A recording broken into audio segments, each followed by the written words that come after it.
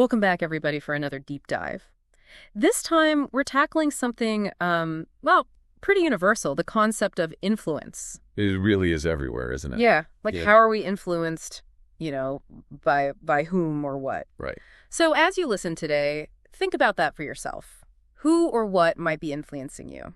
Mm. Our jumping off point for this deep dive is a text called "You Have Been Influenced." Oh, interesting title. It's pretty straightforward, right? Yeah. And that's kind of how it starts, too. Like, it just comes right out and says, you have been influenced. Bold statement. Gets right to the point. Exactly. And then it asks this question. Are you influenced by good or evil? I like that. Gets you thinking right away. Yeah, and the text dives right into a key idea for understanding influence, understanding itself. Makes sense. You have to sort of know what's going on to even start figuring out how it affects you. Right. And the text actually brings up Romans 3.11, this passage that points to a lack of understanding as a big factor in being influenced. Interesting. So not just being influenced, but being influenced because you don't quite grasp what's happening. Yeah, so that begs the question, what kind of understanding are we even talking about here? Is this like knowing facts, book smarts? It's actually bigger than that. The text goes beyond just book knowledge and gets into understanding your situation. Like the forces at play around us, the stuff that shapes our lives. So not just what you know in your head, but also how you understand your place in the world. Exactly. It's about putting the pieces together, like how your experiences and the things that influence you lead to your choices. Okay, so it's like taking a step back and asking yourself, why did I do that? Or Right. what led me to this decision? Yeah, exactly. And then trying to see the influences, the things seen or unseen that might have been at work. A good example is think about a time you made a decision, doesn't matter how big or small, that you later regretted. Oh, we've all been there. Right. Can you spot any pressures or messages, maybe subtle ones, that pushed you that way? Like what? Could be something on social media, advice from a friend, even a clever ad that kind of tapped into your desires. Oh, for sure. Targeted ads get me all the time. Like, you're scrolling through and suddenly you're convinced you need this new thingamajig you never even thought about before. Yeah. It's like our desires are being played without us knowing it. It's kind of creepy when you think about it like that. It is. But the first step is recognizing it. Right? They're making better choices, yeah. Becoming aware of the things shaping how we think and act so we can, take more control. Makes total sense. Wow, I'm already seeing how understanding our situation is, like, crucial for navigating this world that's constantly trying to influence us. Absolutely. And from there, the text goes deeper into the whole human experience thing. That struggle between good and evil we all deal with inside. Oh, right. It quotes Romans 7.21-25 about that feeling of wanting to do good but being pulled toward the bad stuff, too. I think anyone listening can relate to that, even if they aren't religious. Oh, totally. And the text uses I, making it relatable to everybody. It's like saying, hey, we all wrestle with this. We all have times where we know the right thing to do. But we're tempted to take the easy way out. Exactly. Or just give in to what we want in the moment.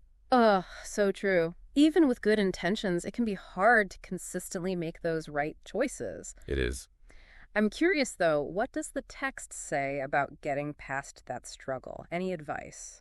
It does. And it brings up this interesting idea of God's grace and surrender. Specifically, Romans 5.20. Okay. But what does grace actually mean here? Good question. And does surrender mean we just give up and let other forces control us? It's more nuanced than that.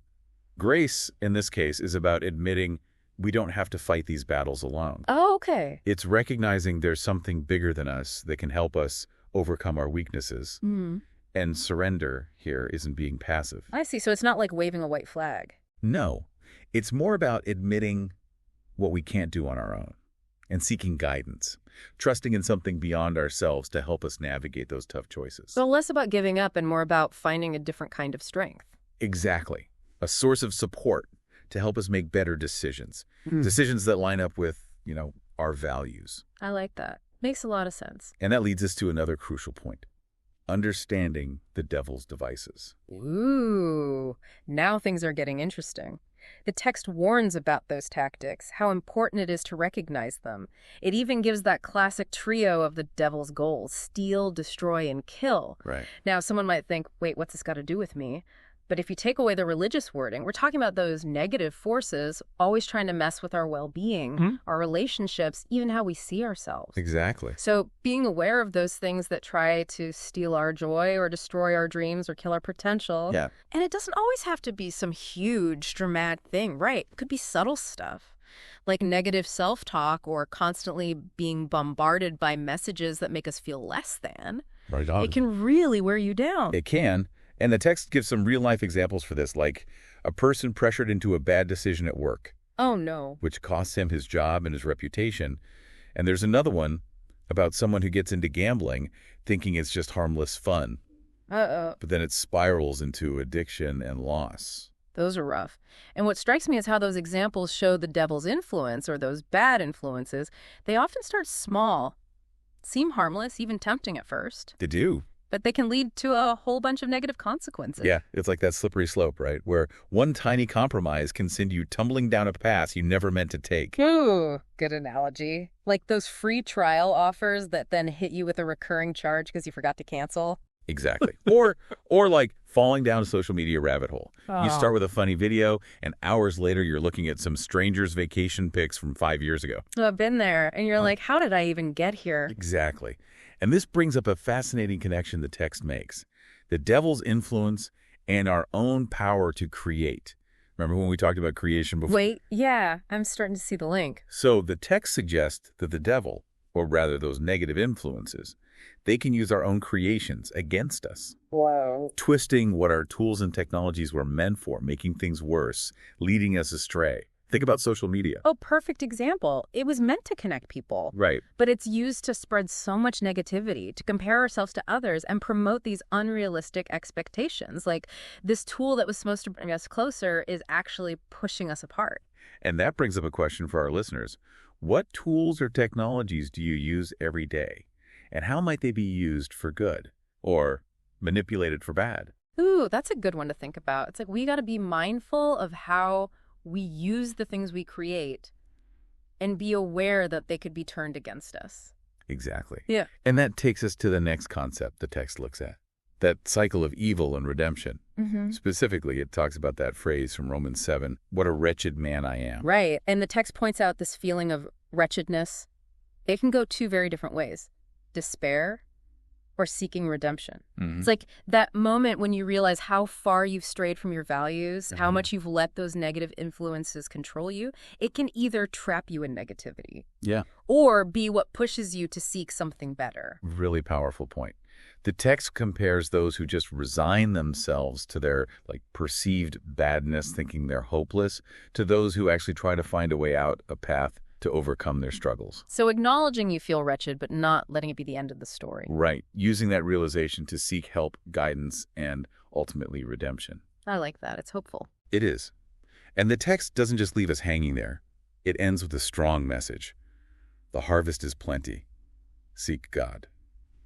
Okay, but for someone who isn't religious, what does that mean? Great question. And it's something we'll get into more in the next part of our deep dive. But at its heart, this message is about knowing that there's tons of goodness, wisdom, and support out there for us.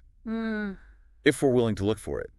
It's about understanding we're not alone in this, that there are resources and guidance to help us deal with all the messiness of life. So it's about being open to the possibility that there's something bigger than us that can help us overcome challenges and make better choices. Exactly, to live a more fulfilling life, Yeah, I get that. It takes the focus off of needing a specific religious belief and opens it up to this broader idea of seeking truth and meaning, however that looks for you. Exactly. It's about recognizing that the journey itself matters just as much as where you end up. And that just looking for those things can change you no matter where you land. Couldn't have said it better myself. This has been, wow, so insightful already. We've covered a lot.